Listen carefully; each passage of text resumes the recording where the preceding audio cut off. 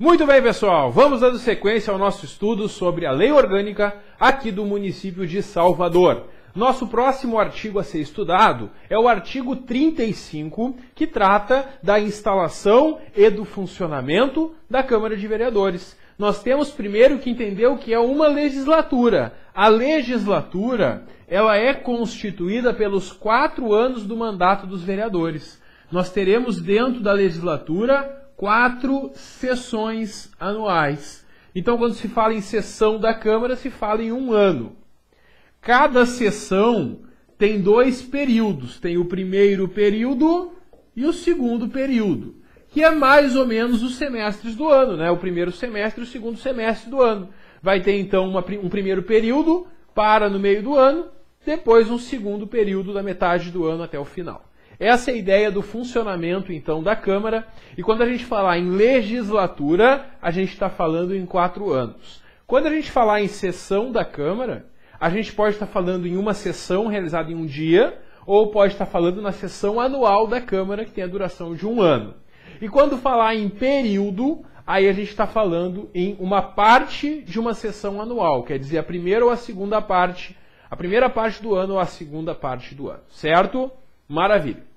E aí nós temos, então, o parágrafo 1º, determinando que essas reuniões da Câmara, elas vão ocorrer a partir do 1º dia útil subsequente à data do mês de fevereiro de cada ano, que for fixado na Constituição Federal para o Congresso Nacional. Então, um dia depois que o pessoal lá de Brasília começa a trabalhar, os vereadores de Salvador vão começar a trabalhar. O parágrafo 1º, ele vincula o período ao funcionamento do Congresso Nacional, certo? Essa que é a ideia do parágrafo 1º. O parágrafo 2º, ele já foi cobrado em prova e ele traz a composição da Câmara. No próprio concurso para a Câmara de Vereadores, realizado pela FGV em 2018, tinha uma questão perguntando essa composição. Para ajudar vocês a memorizar, eu montei na nossa apostila um mapa mental com esses cargos. Quais são os cargos da mesa da Câmara de Vereadores de Salvador? Presidente da Câmara, aí tem 3 vice-presidentes, 4 secretários, 1 corregedor, 1 ouvidor e 1 ouvidor substituto. Mas de onde é que sai essa gente toda, professor? São os vereadores. Porque nós temos lá na Câmara de Vereadores 43 vereadores. Os 43 vereadores de Salvador, eles vão fazer uma eleição dentre eles e escolher quem vai ficar na mesa. Porque vão ter vereadores na mesa e vão ter vereadores nas demais cadeiras, né, lá da Câmara. Bom, quem é que fica na mesa de frente para os demais? Lá está o presidente da Câmara, mais 3 vice-presidentes. Teremos também 4 secretários, aí 1 corregedor, 1 ouvidor e 1 ouvidor substituto. Esses são os que ficam na mesa, não necessariamente nessa mesma ordem, até porque a ordem que eles sentam não vai ser perguntado para ti na prova. Bom, então são vereadores, dentre eles, que são eleitos para ocupar a vaga na mesa. E como é que funciona essa questão da mesa no caso da duração do mandato? Por quanto tempo eles vão ficar na mesa? Eles são eleitos por um mandato de 2 anos. E é vedada, é proibida a recondução para o mesmo cargo na eleição subsequente. Como assim? Quem for presidente da Câmara nos 2 primeiros anos, não pode nos 2 anos seguintes ser presidente de novo. Essa que é a ideia. Na eleição seguinte não pode ficar no mesmo cargo que estava anteriormente. Então até pode ficar na mesa novamente. Um vereador que foi, por exemplo, secretário no primeiro mandato pode ser, nos outros 2 anos, presidente da Câmara. Isso não tem problema. O que não pode é no mesmo cargo na eleição seguinte, certo? Coloquei também na apostila um quadrinho com essa informação. Não pode esquecer isso para a prova, é muito importante. O parágrafo 3º prevê que a mesa, dentre outras atribuições, cabe à mesa da Câmara, a esse pessoal, então, a esses vereadores que estão na mesa, apresentar projetos de lei que criam ou extinguem cargos dos serviços da Câmara, elaborar e expedir mediante ato a discriminação analítica das dotações orçamentárias da Câmara, apresentar projetos de lei para abrir créditos suplementares ou especiais, suplementar o orçamento da Câmara, fazer a nomeação, promoções e comissionamento dos servidores, dar gratificações e licenças dos servidores da própria Câmara. Lá na Prefeitura quem faz isso é o prefeito, aqui na Câmara quem faz é a mesa. A mesa também vai declarar a perda do mandato do vereador, dentre outras atividades. Bom, destaco para vocês ainda o parágrafo 5º. O parágrafo 5º tem muita chance de cair na nossa prova. O parágrafo 5º do artigo 35, ele traz que o primeiro período de cada sessão legislativa, lembra que é o período é o primeiro semestre do ano, o primeiro período não pode ser interrompido, os vereadores não podem entrar em recesso sem ter aprovado a LDO. E o segundo período não pode ser interrompido sem ter aprovado a LOA. É que no aspecto orçamentário nós temos 3 normas orçamentárias. Nós temos o PPA, que é o Plano Plurianual, que traz um planejamento para 4 anos. Nós temos a LDO, que é a Lei de Diretrizes Orçamentárias, que tem a duração de 1 ano, e ela traz as diretrizes, as regras a serem observadas para a elaboração do orçamento anual. E a Lei Orçamentária Anual é o orçamento propriamente dito, que também tem validade de 1 ano. E esse orçamento, aqui vão estar as rubricas orçamentárias, a verba separada para cada despesa. Bom, o que nós temos aqui? Os vereadores não podem sair de recesso no final do primeiro semestre sem ter aprovado a LDO. Essa no primeiro período. E no segundo período, a lei orçamentária. Porque essas duas, elas são para o ano seguinte. Esse ano que está em andamento, as leis orçamentárias foram aprovadas no ano passado. Esse ano nós estamos aprovando as normas orçamentárias para o ano que vem. Então, a lei de diretrizes tem que estar pronta no primeiro semestre e a orçamentária no segundo, senão os vereadores não podem sair de recesso sem ter aprovado essas normas. Bom, é isso que nós temos no parágrafo 5º, então, do artigo 135. Desculpe, do artigo 35, né? Agora vem o artigo 36. O artigo 36 prevê que na composição das comissões, porque além da mesa, tem também comissões. A comissão da Câmara ela é uma comissão constituída por vereadores para tratar de um assunto determinado. Aí vai ter a comissão de justiça, vai ter a comissão de orçamento, comissão de saúde, comissão de educação, que ao invés de reunir os 43 vereadores, a comissão reúne só alguns deles para discutir e debater os assuntos. Bom, na composição das comissões deve-se observar, tanto quanto possível, a representação proporcional dos partidos, quer dizer, que em cada comissão tenham membros de diferentes partidos. Bom, nenhum vereador pode estar ao mesmo tempo em mais de 3 comissões. É o que diz o parágrafo 1º do artigo 36. E aí o parágrafo 2º traz as competências da comissão. É importante vocês lerem as competências das comissões. Pode ser até que venha uma questão na prova sobre isso. Aí o artigo 37, ele traz que as sessões da Câmara serão públicas, salvo, exceto, quando ocorrer motivo relevante reconhecido pelo voto de 2/3 dos vereadores. Quando a votação for secreta, fica assegurado ainda o direito de declaração do voto. Bom, e quando que vai ser secreta a votação? Interessante que esse parágrafo único ele foi alterado. Antigamente, tinham 3 situações que era possível a votação secreta. Hoje tem só uma. Hoje só é secreta a eleição da mesa. Então é secreto o voto para eleger lá quem vai sentar na mesa, o presidente, os vices, os secretários. Isso é voto secreto. Todo o resto, o voto é aberto. E a gente sabe, então, em que está votando cada um dos vereadores. Nada mais justo, afinal de contas, a gente elege os vereadores para nos representar. E eu preciso saber em que o meu representante está votando. Por isso, o voto secreto, ele diminuiu bastante de alcance. E nós temos hoje o voto secreto somente para a eleição da mesa. Bom, o artigo 38 ele prevê que as sessões são realizadas no Paço Municipal, nos dias úteis, e elas só podem ser instaladas, só pode começar uma sessão com a presença de, no mínimo, 1/3 dos vereadores. Então a gente vai começar a falar em quórum, certo? Quórum, professor, o que é isso? Como é que se escreve isso? Quórum, pessoal. O quórum é o mínimo de vereadores, ou presentes ou para aprovar, conforme o caso.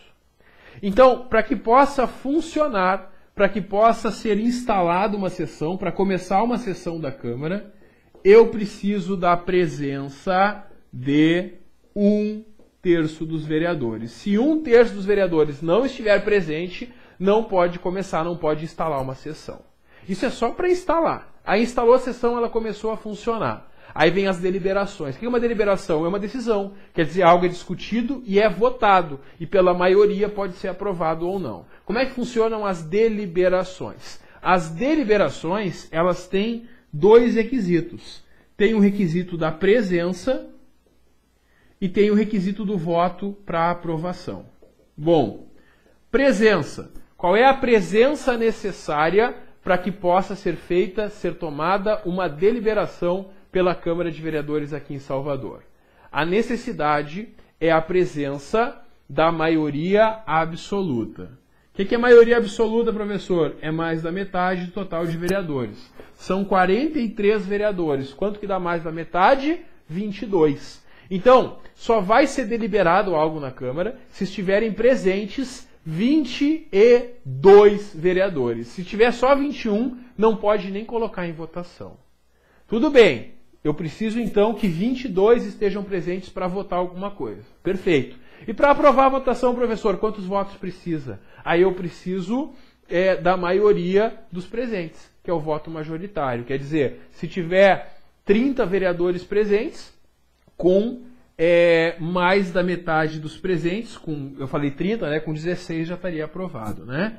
Então, para aprovar vai ser com mais da metade dos presentes. É sempre assim, professor? Não, não é sempre assim. Por quê? Sempre que a lei orgânica disser que para algum assunto eu preciso aprovar por lei complementar, aí eu vou precisar para aprovar também da maioria absoluta. Quer dizer, mesmo estando presente só 30 vereadores, eu vou precisar de 22 votos. Porque a maioria absoluta é mais da metade do total dos presentes, do total dos vereadores.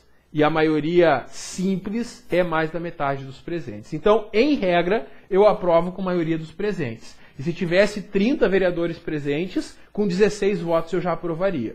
Agora, se for uma lei complementar, mesmo estando só 30 presentes, eu vou precisar de 22 votos. Porque 22 votos é a maioria absoluta de 43. Certo? E tem casos ainda que vai pedir de 2/3, né? Mais ainda, né? 2/3 de 43 eu vou precisar para aprovar essas matérias. Certo? Muito bem. E quais são as matérias que são aprovadas por 2/3, professor? Elas estão no artigo 39 e tem muita chance disso cair na tua prova. Tem que memorizar as 10 hipóteses em que vai ser necessária a aprovação de 2/3 dos votos dos vereadores. Quais são elas, professor? Vamos lá. Primeiro, destituição de componentes da mesa. Para destituir um dos vereadores que está na mesa, destituir ele da mesa, vai precisar do voto de 2/3 dos vereadores. Segundo, quando o município quiser adquirir bens por doação ou legado, mesmo sendo com encargo ou com ônus, tem que ter essa aprovação de 2/3 dos vereadores. Terceiro, o que envolve o crédito tributário, suspensão, extinção ou exclusão do crédito. A isenção de impostos municipais também. Mudança do local de funcionamento da Câmara, modificação territorial no município, mudar o território do município, cassar o mandato de um vereador, alterar esta lei, a gente vai ver como funciona a emenda à lei orgânica e ela é aprovada em 2 turnos por 2/3 dos votos. Então a emenda à lei orgânica é a mais difícil de aprovar, porque a lei ordinária é por maioria dos presentes. A lei complementar é por maioria absoluta. E a emenda à lei orgânica é por 2/3 dos vereadores. E também a alienação, quando o município for vender ou doar bens imóveis. E ainda rejeição do parecer prévio do Tribunal de Contas. É que todo ano o prefeito presta contas para a Câmara. Antes da Câmara julgar as contas do prefeito, o Tribunal de Contas faz um parecer. Desse parecer do Tribunal de Contas, a Câmara vai analisar esse parecer do Tribunal de Contas e vai concordar ou rejeitar ele. Se ela concorda com o parecer, por maioria simples já está aprovado. Agora, se a Câmara não concorda com o parecer, por exemplo, o Tribunal de Contas quer reprovar, quer rejeitar as contas do prefeito, e a Câmara quer proteger o prefeito, a Câmara quer aprovar as contas. Ela pode? Pode, porque ela que julga. Só que para ela contrariar o parecer que era desfavorável, vai precisar do voto de 2/3 dos vereadores. Mesma coisa o contrário. Se o parecer é favorável e a Câmara quer rejeitar as contas do prefeito, vai precisar de 2/3. Sempre que for discordar do parecer do Tribunal de Contas, precisa do voto de 2/3 dos vereadores, certo? Muito bem, vamos seguindo. O artigo 40 prevê que o presidente da Câmara exerce direito de voto quando a votação for secreta ou no caso de empate. Quando tiver empatada a votação, o presidente vota e desempata. Geralmente ele não vota porque ele está lá coordenando a sessão. Então ele está lá comandando a sessão, pedindo para os outros vereadores votar. Então, em regra, ele não vota, até para não influenciar os outros com o seu poder de presidente, certo? Muito bem, o presidente vai manter então o policiamento ali, o funcionamento, a ordem das sessões, pode requisitar policiamento se achar necessário. O artigo 42 prevê que vai depender de proposta escrita qualquer alteração no regimento interno da Câmara. O regimento interno é uma norma da Câmara de Vereadores que os vereadores mesmo elaboram, e para eles alterarem o seu próprio regimento, é necessário que seja apresentada uma proposta escrita. Aí vão ter que fazer 2 discussões, 2 dias de debate, com intervalo mínimo de 2 dias entre o primeiro e o segundo dia de discussão. E para aprovar a alteração no regimento interno, vai precisar da maioria absoluta. Cuida para não confundir. A emenda à lei orgânica, a gente já vai estudar, ela é alterada pelo voto de 2/3. O regimento interno da Câmara é pelo voto de maioria absoluta. E o artigo 43 prevê ainda a sessão extraordinária da Câmara. Porque a Câmara tem suas sessões ordinárias, ela vai se reunir, ordinariamente, ali nos dias da semana, tudo normal, e pode ser convocada uma extraordinária. Pode fazer uma extraordinária num dia de noite, num final de semana, ou até mesmo durante o período de recesso. E quando que pode, ou melhor dizendo, quem é que pode convocar a extraordinária? O presidente da Câmara, naqueles casos ali de estado de sítio, emergência, intervenção federal, ou a requerimento de 2/3 dos vereadores, ou ainda quando o prefeito solicitar. Nesses casos é possível essa convocação extraordinária da Câmara, certo? Muito bem, pessoal, concluímos então essa sessão 3 aqui da Lei Orgânica de Salvador. Vamos agora falar sobre um dos assuntos mais importantes, mais cobrados em prova, que é o processo legislativo. O processo legislativo é o processo de elaboração das normas. E nós temos dentro desse processo legislativo a emenda à lei orgânica, é uma alteração, acréscimo a esta lei orgânica que nós estamos estudando. Nós temos as leis complementares e ordinárias, que a diferença básica entre uma e outra é que a lei ordinária é aprovada por maioria simples, enquanto que a lei complementar é aprovada por maioria absoluta. E nós temos ainda os decretos legislativos e as resoluções. O decreto legislativo e a resolução, eles servem para tratar daquelas matérias de competência privativa da Câmara. Lembram do vídeo anterior? Tem matérias que são competências privativas da Câmara e outras que passam pela sanção do prefeito. As que passam pela sanção do prefeito são as dos incisos 2 ou 3. Ou é uma lei complementar ou é uma lei ordinária. Porque as matérias da competência privativa da Câmara, elas serão disciplinadas por decreto legislativo ou por resolução, certo? O prefeito só vai sancionar a lei complementar e a lei ordinária. A emenda à lei orgânica, decreto legislativo e resolução não serão sancionados pelo prefeito. Muito bem, e aí eu fiz um mapa mental com essas 5 espécies normativas para a gente já ir memorizando, e vamos começar falando da primeira delas, emenda à lei orgânica. Já ouviu falar em emenda constitucional? Claro, né? Uma emenda constitucional é uma alteração à Constituição. No município de Salvador não temos Constituição, mas temos a nossa lei orgânica. Para alterar a lei orgânica do município de Salvador, a gente vai utilizar uma emenda à lei orgânica. Então, a emenda à lei orgânica é uma alteração ao texto desta lei orgânica. Vamos alterar algum dispositivo da lei orgânica de Salvador. Bom, a lei orgânica ela só pode ser alterada, emendada, mediante proposta de 1/3 dos vereadores, do prefeito ou dos habitantes do município num percentual de 5% por iniciativa popular. Bom, eu vou montar aqui no quadro um esquema que já está na tua apostila, que é o mapa mental das emendas à lei orgânica, para a gente começar a entender como é que funciona uma alteração ao texto da lei orgânica. Nós temos 3 fases. tem a fase de proposta, tem a fase de discussão e votação, e finalmente temos a fase de promulgação.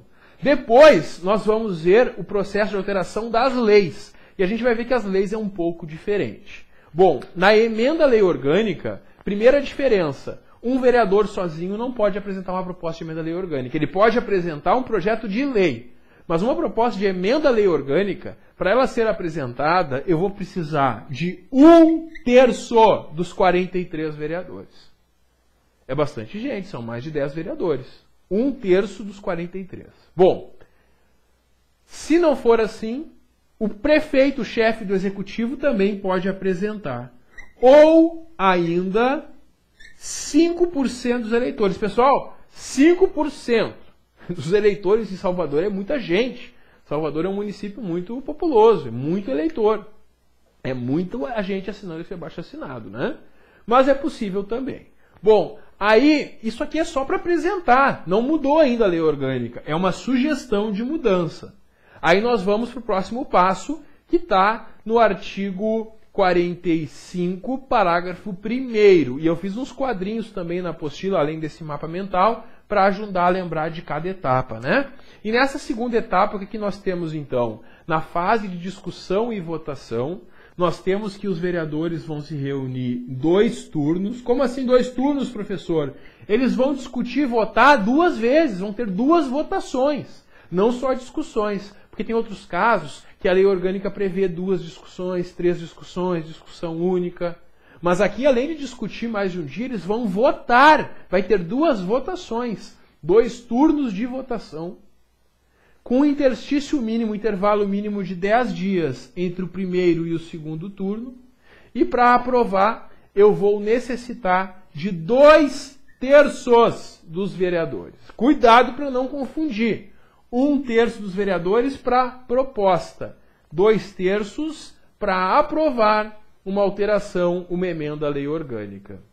E depois que está aprovada essa alteração, essa emenda à lei orgânica, esse projeto não vai ser nem sancionado nem vetado pelo prefeito. Ele já vai direto para a promulgação pela mesa da Câmara.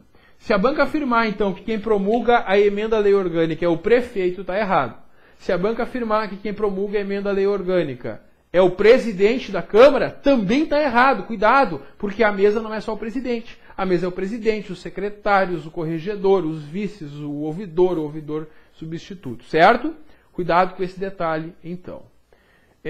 Então é isso que nós temos. Esse é o nosso mapa mental, está desenhado também, está esquematizado na apostila, que mostra o caminho para a aprovação da emenda à lei orgânica aqui em Salvador. Aí o parágrafo 3º ele prevê ainda que a matéria constante de uma proposta de emenda que tenha sido rejeitada ou havida por prejudicada não pode ser objeto de nova proposta no mesmo período legislativo. Naquele mesmo período não pode apresentar de novo. Então, se durante esse processo foi rejeitada a proposta, só no período seguinte que ela pode ser novamente apresentada, certo? É isso que nós temos na parte da emenda à lei orgânica, portanto.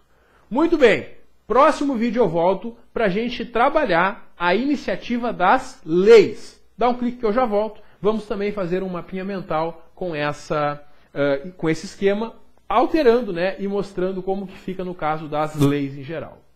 Até logo.